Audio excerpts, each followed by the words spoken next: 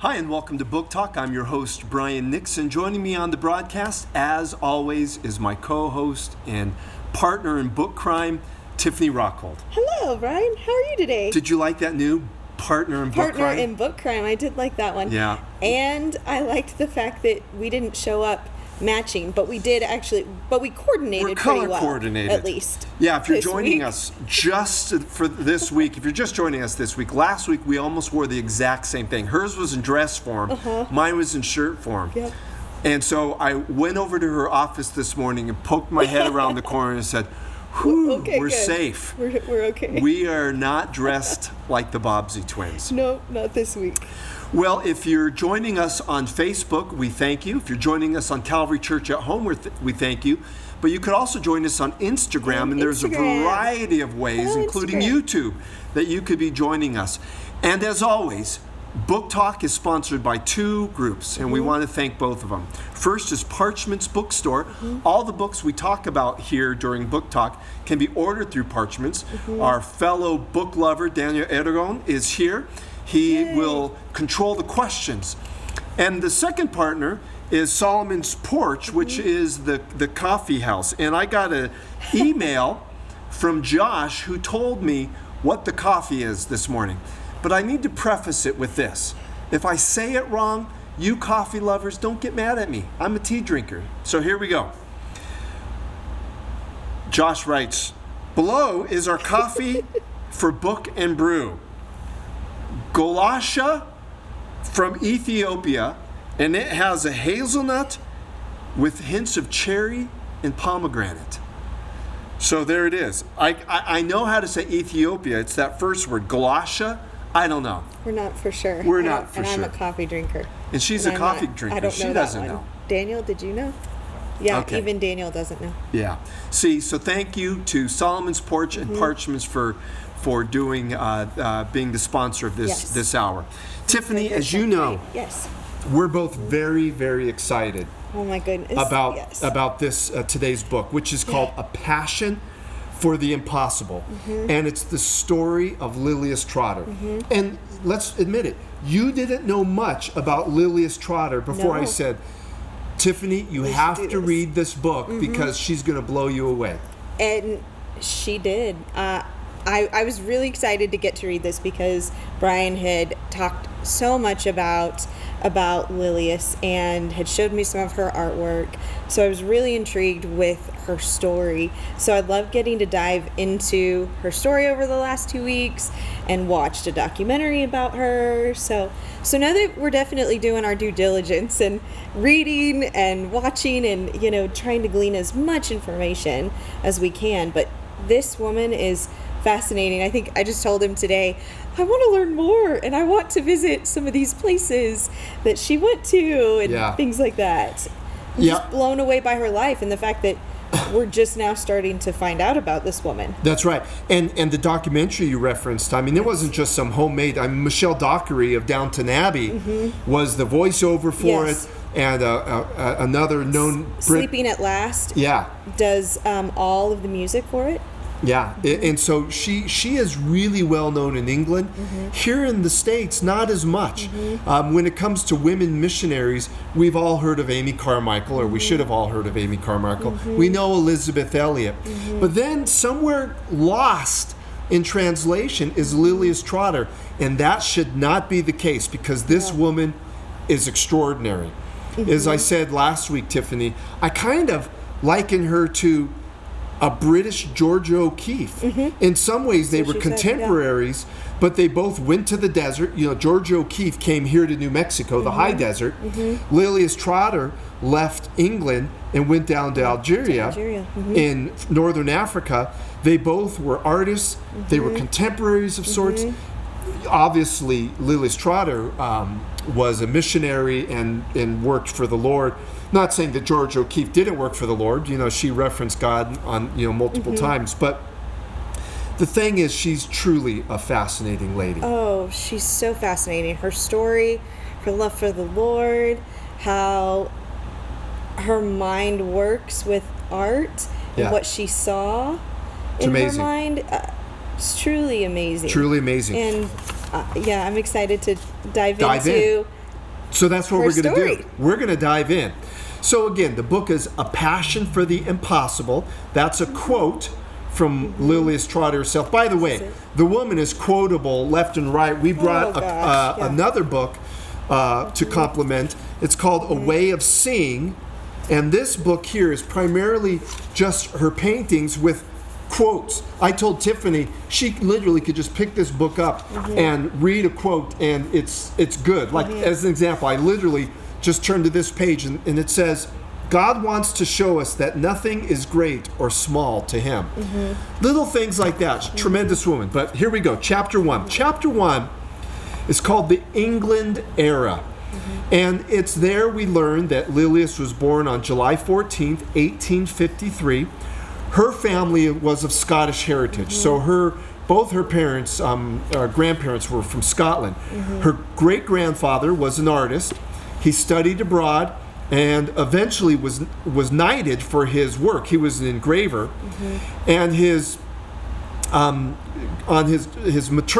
her maternal side, he was a stockbroker. And what was interesting to me, just even in that little thing, Tiffany, is you get the artist DNA and the stockbroker DNA. And they kind of both found a home in Lilias Trotter because she was very artistic, as we'll find out. But she was also very organized and determined. Exactly. As if you read this book, which you should, if you have not already, you'll see how she develops a missions program. And so you've got to have a little bit of organization there in order to do that. So, and she definitely does that. So we definitely see a great mixture of what she received from her family members. Right. And in the chapter 1, it tells us that she lived in an upper middle class during the Industrial Revolution. Technology was revolutionizing the life of both people in England and here in America. Basically, she was a privileged Victorian, comfortable house with servants, good education, respectable Anglican church.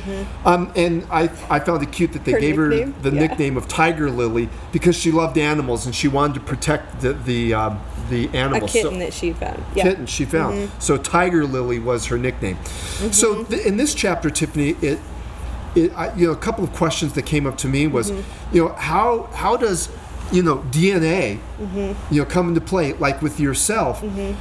You're looking at your immediate family, but also your grandparents. Absolutely. What kind of traits did you get from your family? Yeah, it's a great question. So it's interesting within my immediate family. So both of my parents, they were not on the musical end. They both were more honestly on the sports end, and neither of their kids took after sports much. We all were more on the artistic side, all three of us, where I'm the oldest of three, and my sister and brother both, my sister taught herself how to play the guitar. She started leading worship at a young age. My brother then started playing guitar, taught themselves, but I had the business side for music, and that's what I love, but my parents didn't have that. But we found out that other family members played instruments or were involved in music from that aspect. But with my parents, something that was passed down to me from my dad was a love for reading, which we have talked about a lot, and starting businesses. My dad has started a lot of businesses and hasn't been afraid to do that, and my siblings and I have all done similar things like that, as far as just taking big steps and taking big risks to start new things. So we definitely have all three of us have gotten that trait from my dad, I think. Yeah, for sure. And you? Yeah, I think it's very similar, though. I came from a very musical family. So my mom, my dad were both musicians. They actually met in college. They were music majors. My grandparents were musical. So I inherited I was seeped in music from an early childhood. Not so much on the practical side of anything. I mean, I can't fix a light bulb barely, anything practical I'm not great at. But definitely I inherited a love of music. I guess you could say that was part of our DNA, as a family. So, unquestionably, I believe, not only is it in your DNA family heritage of what is passionate about, but maybe there is something in your DNA, DNA, literal yeah, DNA absolutely. of just Yeah. what your strengths Yes, are, exactly. and there's passed down. So well, and I do think of what we grew up with, a lot of different music. Yeah. So I'm so glad that my parents instilled a love for music. My dad and I will still sing, songs from the 50s and 60s when we Yeah. get together. And so so I think that definitely gets passed down. Yeah, right? unquestionably. Yeah. Again, music is one of the passions of my life. Yes. As a matter of fact, if you keep hearing a phone buzz, that's because one of the bands I was in, we're on a group chat, and they're all talking to each other right now. So Dave and Jeremiah and JJ, would you guys stop it for a while? Come on, Widow's Mite. Anyway, so that's chapter 1. Brian was a The rock England star. era. If you remember, we showed a picture Yeah. at the beginning of this. Chapter 2 is called April Days of Childhood, and this takes place roughly from 1853 to 1866. And what we learn here is really about her immediate household, about her mom and dad, and we learned here that her father's business started to pick up, particularly in the railways here in America. They were able to travel to the United States. And one of the interesting things, which I think also plays into Lilias' life, Dad and Mom wrote over 308 pages of letters. Yes. Come on. We're going to soon find out that Lilias Trotter was a huge journalist. Yes. But they wrote all the time. We also find out in this chapter that Lilias' mother was well-read. And a quote from the book, her mother resonated to beauty, whether in architecture, interior design, a work of art, or the natural order. So Mom had kind of that aesthetic She sure did. aspect to her. And Mom was also a devout believer. They said she was pious and really encouraged Lilias' artistic pursuits. And Dad, Alexander, was of high principles, strong character, steady temperament, curious, and an avid reader. And so what I find interesting here, Tiffany, is they provided the balance. They did. There was Mom really, encouraging her spiritual walk, her artistic sensibility. And then there's Dad, reading, education, all of this. And it was just really good. And then when you mix in this chapter the idea of her playing out in nature and loving nature and being with her siblings, it really is a beautiful picture of her childhood. Absolutely. Very much so. I love that part about our family because they did seem like they had a really great balance of, who did what and who instilled what into Lilias. I know we've shared stories from our family, but are there any particular stories from your immediate family, Tiffany, like maybe being out in nature, playing with your brother and sister? Any stories that you could think of that struck you? Yes, when we were talking about this, one of the stories that came to mind were how much my parents actually encouraged us to be outside. I remember us being outside a lot, whether it was playing in the backyard or roller skating in the front yard. But my sister and I would make up dances to various songs, all growing up. Oh, look, there's your buddies. Yeah. Dave Abbey, they could hear you on TV, just so you know. But my sister and I would make up dances to songs. We had, it was on the side of our house where there were a couple of steps, and we would use those steps as part of our choreography. But I remember us making up so many dances. I'm pretty sure Amy Grant was in there. Yeah. Yeah, interesting. Like you, Tiffany, my mom encouraged us to be outside, primarily because she probably was sick and tired of us. Kids, get outside. But, and animals played a big role. My mom's a huge animal lover. Sometimes I think she likes the animals more than she likes us. More than the kids? Yeah, more than the kids. But, animals and all of these things really do help nurture and give amazing memories for children. Absolutely. And I think it's so crucial. It really is. To continue doing that now. I love that my sister and brother-in-law now are outside with their kids so often. And the kids just know they're so creative. And I love that because they're not just, tied to just sitting in the house. They are so creative. They love to come up with things outside and be with each other. And that's what my siblings and I did. And I love that my nieces and nephew are doing. One of the things my family did with us for vacations, we never went overseas or did these elaborate vacations. For us, it was always national parks. So we Oh, always went to these nice. national parks. So Yeah. when my kids were growing up, Isaiah, Sutherland, and Kaylin, we took them to national parks. It was just something I inherited from my childhood Yeah. of saying, wow, being outside and seeing national parks, Yeah. that's where it's at. It's a beautiful thing. Oh, I love that. It is. All right. awesome. Chapter 3 is called A Soul into Blossom. And these are from the period of 1866 to 1872. And some sad news begins this chapter in that her father dies. And because Lilias was part of a blended family, as we mentioned, that her older siblings were leaving the house. So it really was a sad time for Lilias during this period. But the author of this book really lets us know, her name, by the way, is Rockness. This is Rockhold, but this is Sure. Rockness Yeah. is the author. You're right. I didn't think about that. Yeah, two close names. But Rockness tells us that in absence of her earthly father, she starts to turn to her heavenly father. So during this period of her life, she really starts to cultivate her Christian walk. And the author says she grew in love, in sympathy, and in selfishness. So selflessness, I mean. Yes. So she wasn't selfish, she was selfless. So because of the family loss, the family had to move. And they moved to maybe what we would say a step down, just to ensure that the money would go. But interestingly enough, they moved in the neighborhood of Anthony Trollope, who was a famous author of the time. And he entertained people such as Mark Twain and Robert Browning. Little authors like that. Yeah. So imagine this. There's Lilias Trotter growing up in the same neighborhood, and there's Mark Twain going, oh, hey, Tom Sawyer. It's crazy that, the type of childhood she had. Her childhood was amazing, and I think she realized that later on, just how the Lord connected so many things, Yeah. And allowed her to get to know so many different people that helped cultivate her creativity. Yeah, so true. And what's interesting, and particularly an encouragement for you homeschool parents, she was homeschooled. She was taught at home, and the main emphasis was German and French and music. She didn't receive much art education at this point, which is amazing because she turns in to become one of the most phenomenal artists of the era. But it was really more language-based and music-based at the time.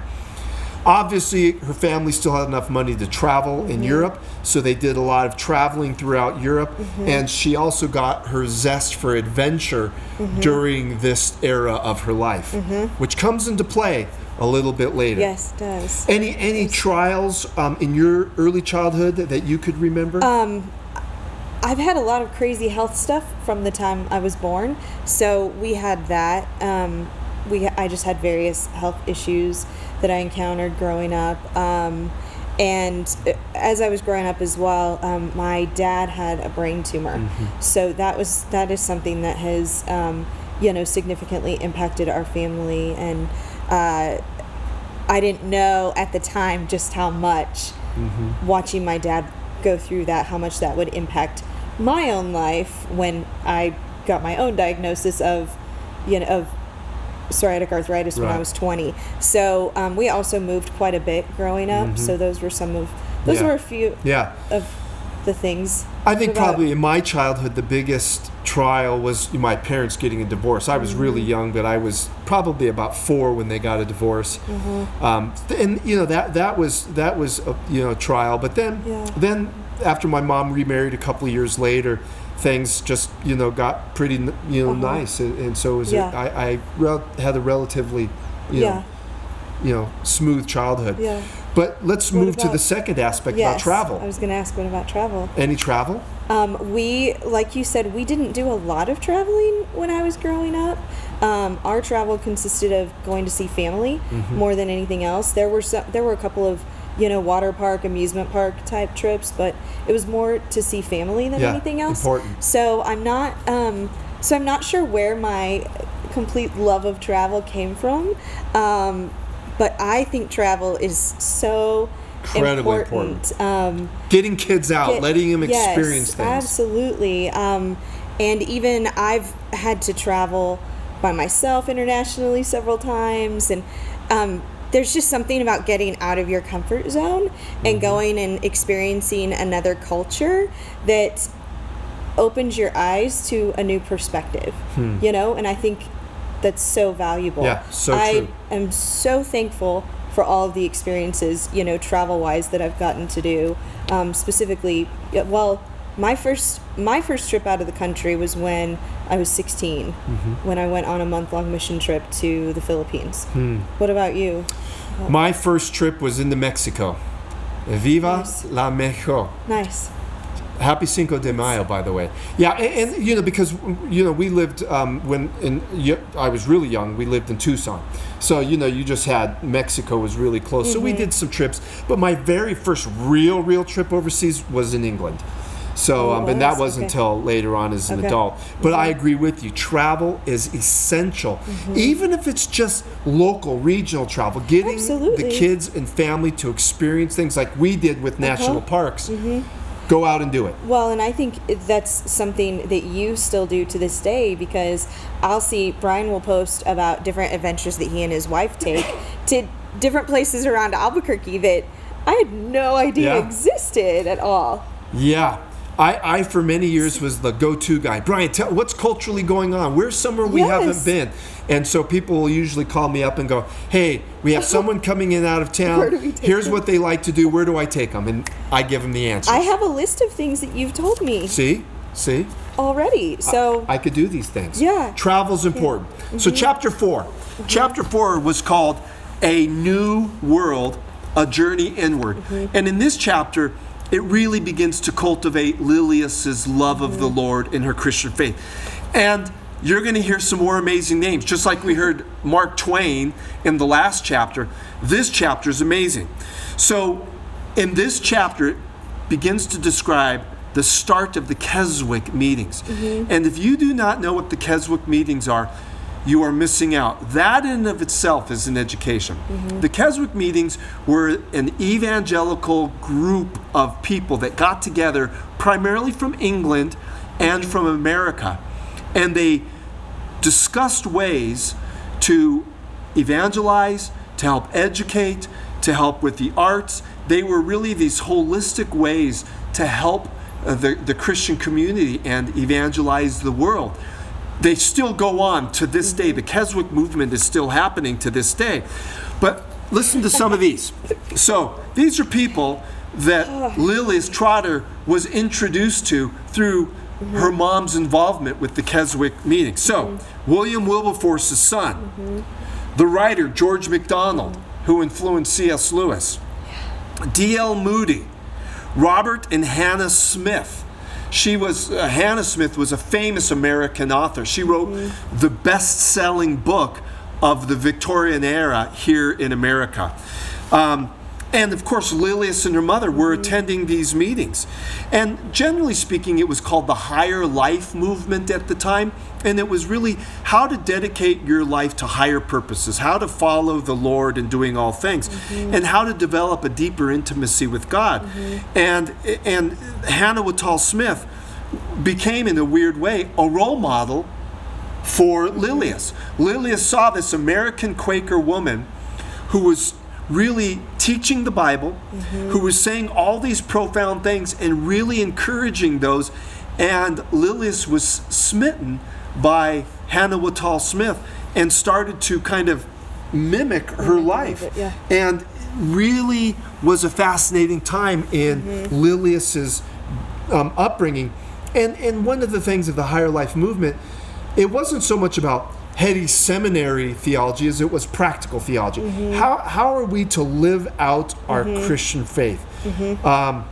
And unquestionably, the imprint of this movement, the Keswick movement, played a huge and lasting role in Lilias Trotter's life. Absolutely. She found a hero in Hannah Whitall Smith.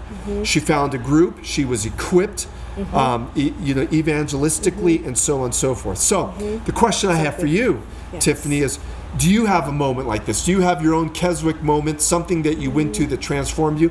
And maybe who were some of your heroes growing up? Such great questions. I remember first, we've talked about her a little bit, if you've been following along with us at all. But the person that I was introduced to whose life just completely fascinated me was Elizabeth Elliot, we've said, who decided, she had this amazing love story with Jim Elliot, and here, they go, they start to serve a country, and he ends up being killed by the people that they were going to serve, and yet she continued to want to serve that people group. And I remember just being fascinated by that, going, how do you do that after such a loss? How do you keep going back to those people? And even just how she handled her singleness and her relationship with Jim, that influenced my life in so many ways, because it wasn't, she just always pointed back to Jesus, even with her relationship. It wasn't about Jim, but it was about what the Lord wanted and what he was doing in their lives, and how he was going to use their relationship, to glorify him and to bring others to him. Yeah. We're going to get to Elizabeth Elliot. I have a lot to say about Elizabeth Elliot, but I'm going to bite my tongue right now. So she was, when I think of, a Christian hero back when I was in high school, she's the first person that I think of. Then as far as events or, people who had a huge impact on me, my dad's brain tumor that I mentioned before, that had a big impact on our family. And I know my dad would say the same thing now, or he does say the same thing, that he's grateful now for what he walked through because of the story that he has and how we saw God work. But that was something that impacted me in a significant way. That, and also being diagnosed with, a disease that I, at the time, called, the elderly person's disease when I was 20 years old. What about you? Yeah, for me, Heroes? I think my first Christian hero was my grandmother, Agnes Sutherland, good Highland Scots name there. She probably was my earliest hero, but outside of the family, I think in elementary it was Dr. David Poling, the pastor of the church here in Albuquerque, New Mexico. Believe it or not, it was a Presbyterian church. Yeah. Dr. David Poling. My mom, my whole family really appreciated him, and he, through his books, wrote about different people that I was introduced to. And so I think in high school, my real hero of the faith was Albert Schweitzer, believe it or not. Later on, I learned that I don't always agree with Albert Schweitzer's theology, but at the time, he was kind of a role model in that he was a missionary doctor, he was a musician, and he was a philosopher. So honestly, when I was in high school, he was probably the biggest influence in that I kind of wanted to do certain things like he did. I wanted to pursue music because Albert Schweitzer did. I wanted to do, the sciences or the smart stuff because that's what Albert Schweitzer did. And then, obviously the Christian aspect of it. All of these things were, infused upon me because my pastor at the time, Dr. David Poling, wrote a biography about Albert Schweitzer. And so I kind of picked up through osmosis. When it comes to events, I think just, going to church camps, they were at Glorieta. So kudos to you, Glorieta. Glorieta's still going on. So Glorieta back in the 70s was, in the early 80s, was doing the church camps as well. So I think just those really small practical things of just being involved in a church were that. Absolutely. Now, when I got to college, my hero, once I kind of got a little bit more familiar with, I don't always agree with Albert Schweitzer's theology, and I didn't learn that until I grew in my, my faith. So really who became the hero and still is a huge hero of mine today is a guy by the name of John Stott. John Stott, for me, represents biblical Christianity. He represents balanced Christianity. He represents all these great things. So on one side, you have the John Stott, the theologian, if you will. And then on the other side, you have a guy by the name of C.S. Lewis. Have you ever heard of him? Maybe. Yeah. And again, that was primarily through osmosis. That was my mom reading us C.S. Lewis books. And then as I became more familiar with him, I became a huge fan of his. So I would say between John Stott on one hand, C.S. Lewis on the other, those two kind of have been my heroes throughout my Christian faith. I love that. What about, were there post-college, have there been any specific, events in your life that have impacted you significantly? Post-college. I know you've mentioned a few times, a few items. Yeah, well, in tragic things, obviously, this is where, we could spend all day talking about all these sad things. Obviously, the death of our son, Riley, my wife's cancer, my father's sudden tragic death in an automobile accident. So when you talk about post-college, and there's, let's say I'm acquainted with grief. Tragedy is something later on in life that was very much part. And so, those really shape you in many ways. So, good. Absolutely. Okay, we got to keep going. Chapter 5 now. Short chapter that we're going to make some comments on because we've got to get to her artistic career. Yes, we do. Chapter 5 is called Beyond Oneself, and that's from 1873 to 1875. And in this chapter, they primarily talk about D.L. Moody's campaign in England and the influence that D.L. Moody had upon both the Keswick meetings and upon Lilias Trotter herself, where she really started to kindle her faith, and she looked at faith and action, knowing and doing. So she really wanted to implement what D.L. Moody was doing. She wanted to teach others, but she wanted to put things into action. So she would regularly go out and help with what we would say the less fortunate, be it prostitutes or hungry people. She wanted to put feet to her faith. It was a very, let's say, spiritually invigorating time. But chapter 6 is one we're going to spend a little bit of time.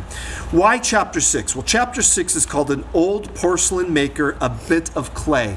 And this takes place in 1 year. This chapter takes place 1876. And here, her mother and her took a spiritual renewal trip to Switzerland, and then they traveled throughout the Alps. And Lilias did something interesting here. She started to paint. And Mom is looking at her paintings and going, wow, you're quite good, young lady, as someone who really hasn't been trained in the arts. And she became so impressed with her daughter's painting that she heard that the famous John Ruskin was also in Venice where they were at the time. And let me just pause here, folks. John Ruskin may not be a familiar term to us here in America, but for people in England, he is a household name, particularly during the Victorian era. As a matter of fact, he was one of the best known, best loved, if you could say, celebrities of the day. He was an author. He was a visual artist. He was a critic. He championed, British culture and British life. He traveled around the world. He truly was a household name. So for Lilias's mom to hear that John Ruskin, or Ruskin, people say it different ways, was in Venice and then have the guts to approach him was amazing. It would almost be like me going up to Beyonce today and going, hey, Beyonce, could you look at my kids' art? Or even something that much great, because Beyonce's not an author. This guy did it all. He was England's Renaissance man. For sure. Huge. What a mom, too. What a mom. Gosh. God, Mom just had it all. And what's crazy, as you know, Tiffany, she gets in contact with him and gives him Lilias's art. Her artwork. And rather than going like this, because you know how stuff like this goes, it would be like, oh, that's cute. Thanks for sharing. Yeah. That's not what Ruskin did. He looks at it and his jaw drops. He truly said, oh my gosh, this woman, really young lady, is truly a talent. And let's just say at that moment, he was smitten. The most famous man in England, who was how many years older than her again? 34. 34 years older than her, became smitten with Lilias Trotter. And at that moment, he said, I'll become your teacher while we're in Venice, and I'm going to teach you how to paint more. So they extended their stay in Venice, and what Keswick did for her spiritual life, John Ruskin did for her intellectual and artistic life. He helped mold and shape her. As a matter of fact, she really became his only one student, and he invested so much in her. Now, we say that we think he had a little bit of a crush on her, but this was not, just know this was not a full-blown relationship at all. No.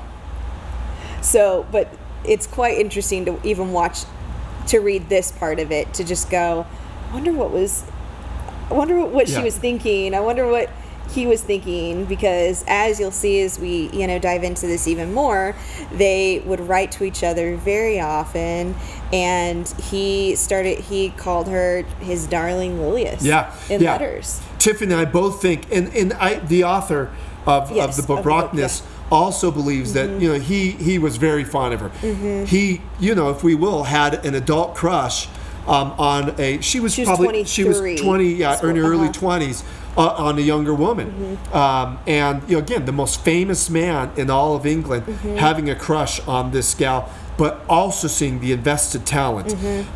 Before we go on to the next chapter and talk more about their relationship and her budding artistic career, we wanted to show you some of her paintings. We also want to show you a picture of what Lilias looked like. So take a few minutes and just look at these paintings that she was creating, again, as a woman who was not taught until she had John Ruskin as her mentor. Let's see if there.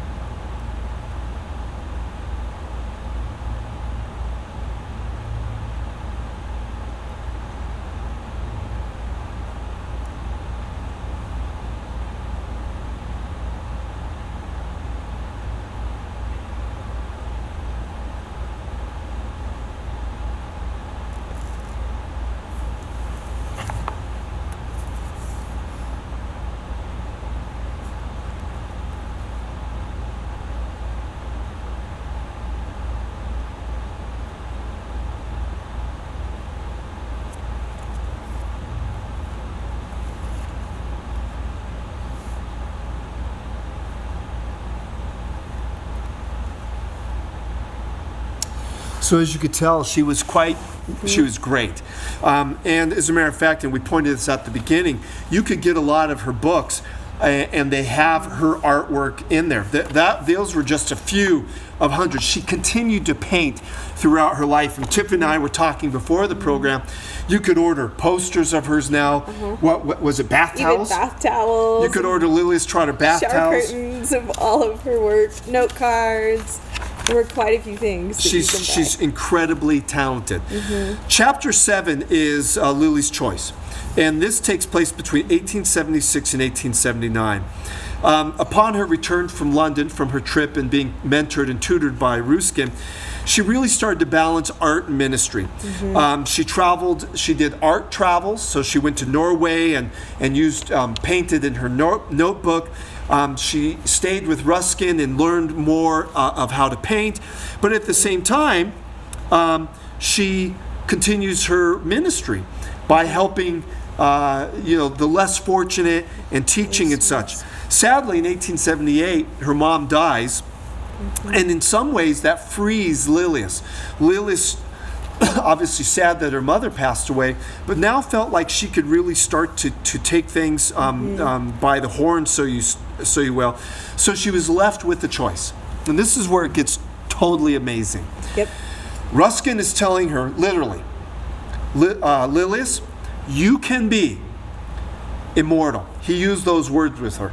I can make you immortal. You could be England's greatest living artist. Just keep studying with me and you will become immortal. So on one hand, he's saying, do your art. On the other hand, she's feeling a tug that she's got to do ministry. So she's back and forth, back and forth, back and forth. And why this chapter is called Lily's Choice is because she had to make a choice. Was she going to pursue God fully, or was she going to pursue art? And she made the choice. What choice did she make, Tiffany? She made the choice to leave all the comforts of her world and become a missionary in Algeria. Yeah. Which is incredible. So we start to read and learn what that looked like. She signed up to go with an organization, but because of health reasons, she was denied that. So she decided to go on her own with 2 friends, and they set out as all single women to go to Algeria. Come on. This is in the late 1800s. Denied by a missions board because of her health. Yes. But then said that they're not going to stop me. No. Her and 2 other single friends, 3 young women, get on a boat and go to North Africa to the desert as missionaries themselves. Never been, they've never been there. It's bold. It's crazy bold. Yeah. It's amazing. Well, and look at what I know we're going to talk about this, but what she gave up. Oh, yeah. It's amazing what she gave. Literally, she could have probably become one of England's great artists.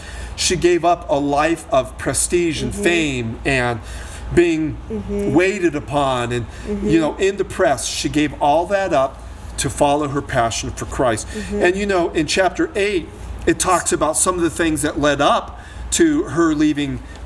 It's kind of like a staging ground, if you will. She volunteered with the YMCA. Yes. She helped set up some school stuff with kids and such, with work there.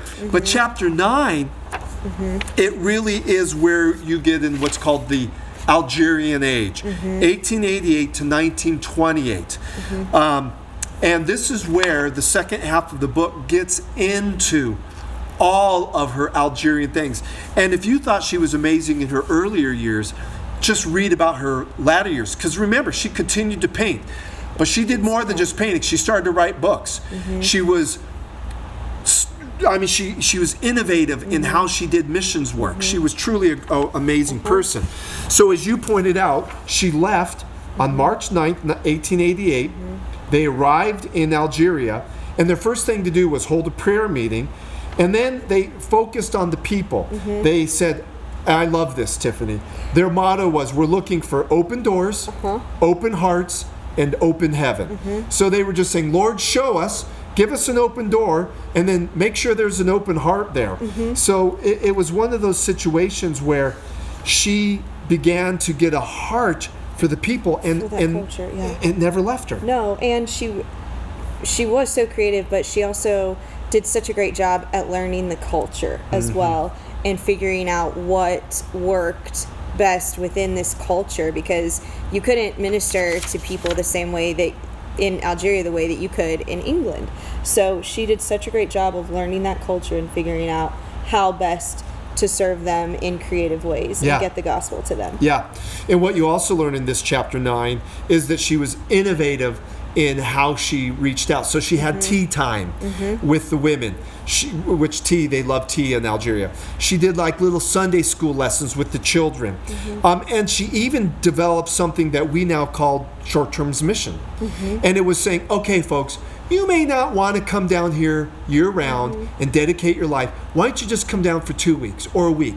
Give me a month of your time. So she helped develop what we now call short-term ministry. And she was brilliant at all of these things. I mean, she really was. She was innovative. She, relied on prayer, which she was just creative. And you worked in the creative field. What were some of the creative things that you did to reach culture through Christian music? Sure. I've worked in the Christian music industry for a long time. That's been my background. And I think we were constantly, looking at ways on how best to serve people, and what would best work for people and how to engage people well. So whether it was a new campaign or something different within a song, we would do that. Even as far as getting radio stations on board with songs, we would look at creative ways of how to get them to maybe even use the song. Like I remember with one song in particular, the song was called On Fire. So we sent out bottles of salsa to radio programmers. Yeah. So it's so important to engage the culture, and not just have something in your head going, oh, this is what it has to be, when it could be something that completely, honestly, might offend a certain culture, right? Yeah, but your creativity was a way of finding to spark people's interest, to do something that captures their attention, and she did the same thing. She did. We have a question, Tiffany. Okay. A question from someone who is asking, how do you get involved with missions, particularly after COVID-19? Well, my answer to that would be, first start with your local church. Wherever you attend, if there's a missions department or someone in charge of the missions program, start with them and go, hey, what do we do as a church for missions? And begin there.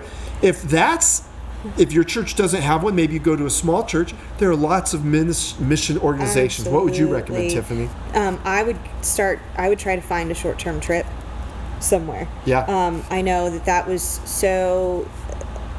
played such a huge role for me when I was in high school, and being able to go on short-term mission trips. Not just, I had a long one, a month-long trip when I was 16, but then I was able to do several short-term, even weekend trips down to Mexico, since here in New Mexico we were so close to Mexico, so we were able to do that a lot, and I really enjoyed those trips. Even I remember we did trips with Operation Christmas Child, and even giving out shoeboxes. So that's one organization you could look at. But there's so many. Yeah. There's so many really great missions organizations. If your local church doesn't have one, of course I don't know what all of them look like right now. But I know even here at Calvary Church, we have lots of opportunities to go on trips, even short-term trips or long-term trips. So I would highly encourage you to go on one if you've never been on one. Yeah, I do as well. We got to keep moving. We're coming down to the last 10 minutes or so, and beginning here, we're going to really do a lot of summary. Not that we don't think that Lilias's life in Algeria was important. It was, but we got to summarize this book because there's over 20 chapters in such a way. So chapters 10 and 11 are called Open Doors, Open Hearts, and Beyond the Skyline. And they're still talking about the missionary activity that they did, by this time called the Seniors, the three ladies called the Seniors. They had their first convert. We learned that his name was Ahmed. And sadly, with their first convert came the first persecution. Ahmed was beaten by Muslims who didn't want him to become a Muslim. And they started to give a lot of attention to the women and children. And they even started to explore the region on camel. 3 women by themselves going into the desert and did a lot of traveling there. And the author makes a point that through it all, Lilias painted and journaled. And they traveled far and wide in whatever they did. They did. And she also had so many different opportunities to make different choices or go somewhere different. And there was one quote in the book that just stood out about what she says about what walking by faith looks like that I wanted to read. She says, I am seeing more and more that we begin to learn what it is to walk by faith when we learn to spread out all that is against us. All our physical weakness, loss of mental power, spiritual inability, all that is against us inwardly and outwardly, as sails to the wind, and expect them to be vehicles for the power of Christ to rest upon us. It is simple and self-evident, but so long in the learning. Beautiful. She's one of those people, Tiffany. You could literally just listen to this lady all day long. I know. She's amazing. Yeah. She really is. Gosh. Also, one of the things she started to do uniquely was use her paintings to portray biblical truth. She did. And interestingly enough, during this time, the ladies bought a home, which told you that they were serious about a permanent mission in Algeria. And what I thought was really cute, when through their travels, all the women knew them as the ladies of books and medicine. So they obviously brought books and they brought medicine to care for the women. So, a quick question for you, Tiffany. Lilias had 3 or 2 really good friends. The importance of friends and co-workers in ministry. You have any stories where, you just weren't the lone wolf, but you had people with you? It's in every season I've seen. We're created for community. I don't believe that we can do anything on our own at all. I remember when I first moved to Nashville. For so long I had a desire to work in the Christian music industry and to manage music artists, and I didn't find a lot of people, that had that same desire here in Albuquerque, and that was okay. But then when I got to Nashville and started diving in and getting to know people within the Christian music industry, I found this like-mindedness that, that I had been missing, honestly, that it was one of those, there are people who think like me that want to be involved in this because they believe in the power of how God uses music to impact lives and to change eternity. And I loved being able to find those people and to see just this commonality between all of us, so that whenever things came up, I knew I had people that I could call to go, okay, what do you think about this? Because they understood it, they understood the industry and where I was coming from. So that was something that I thought of with that one. 2 are better than 1. Yes, they are. Community, 3 forward cold ties the knot. Yeah, and Lilias, portrayed that early on. But we got to keep going. Okay, chapter 12 and on. And we're going to summarize a lot of these chapters with just some salient points. And then we're going to conclude with chapter 25, which is a beautiful chapter. But chapter 12 and on, up through 24, really has a lot of discussion of back and forth between Africa and Algeria. She starts to write her books. One of her most famous books, Parables of the Cross, was written during this time, and the book goes into that. She also wrote a booklet called A Challenge to Faith, but more importantly, she just wrote voraciously in her journal, and she painted in her journals. She also was working with developing short-term missions with people.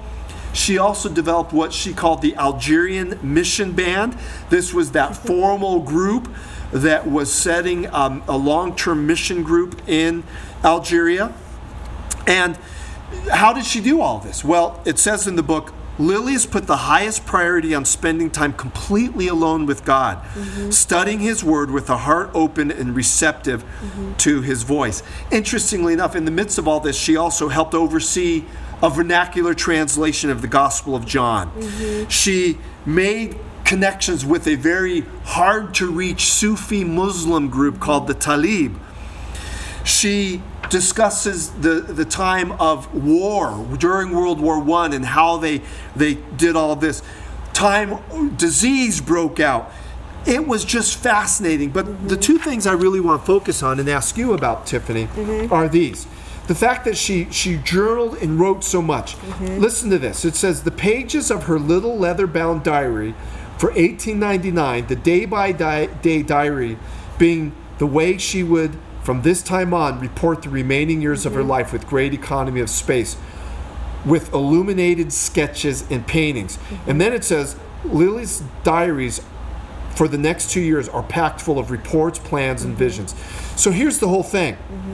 While she's writing books, while she's developing mission programs, while she's painting, she's keeping these detailed journals, including coming out of what some people call her magna opus book, which was called The Sevenfold Secret. All of these books were really penned in her alone time with God while journaling. So the importance of journal writing. Are you a journalist? Absolutely. It's right. It's right here. So explain to our audience in a minute or so. Sure. The importance of journaling and what you do in your journal. In my journal, I write down prayers, I write down what's happening, I write down other people's prayer requests, and then I like to write down what happens as a result of those prayer requests, how they get answered. And I also like to have my sermon notes in my journal Wow. as well, so that I can go back and review those sermon notes as well, and then write down whatever the Lord has showed me. So I think it is valuable because, one, it is kind of a time capsule. It's where you can write down what's happening in your life. But for me, it's also, I get to look back on this as a reminder of what God's done. Yeah, so true.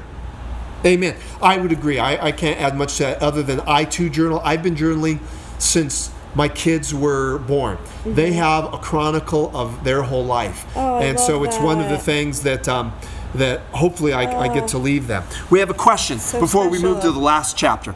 It says, what tips would you recommend to someone who wants to start journaling but doesn't know where to start? Tiffany. Honestly, I would say when you're spending time with the Lord each day, whether it's, in the morning or whenever, just start by jotting down a couple of notes about what's going on in your day. And I make them prayers, honestly. Like, it's not a dear diary, here's what's happening, but it's okay, Lord, here's what's going on, here's what I'm learning, or here's what's happening in my life. So even just start with a couple of a couple of sentences just about what's going on in your day or what you're wrestling with. Yep. Don't overthink it at all. Don't overthink it. You can even just start writing down your prayers to the Lord in your journal. Amen. Instead of voicing them, you can write them down. That's what I would say too. Find a quiet place, find a great journal you love, and just start. Thanks for your question. Okay, we only have a minute left to go through the last chapter, and this is one of the most beautiful chapters ever. It's called Home, and it takes place from 1927 to 1928. The chapter opens with the diary entry. It says, eternal life at its heart is all that matters. That's Lilias Trotter writing in hers. She was in her early 70s during this time. She was still painting, writing letters, and wrapping up her personal things such as the Algerian missions. She was even brainstorming a new venture of starting a magazine, all of these things. But beginning on May 28th, her journaling entries became less legible. And on June 27th, 1928, Lilias wrote in her journal for the last time. And then, on August 27th, 1928, here's this what... story. It's beautiful. It brought a tear to my eye. You have to read this. I've got it marked here. It says here, members of the band, that's the Algerian mission, gathered together around her bed and sang her favorite hymn, Jesus, Lover of My Soul. She, that's Lilias, looked out the window and exclaimed, a chariot and 6 horses.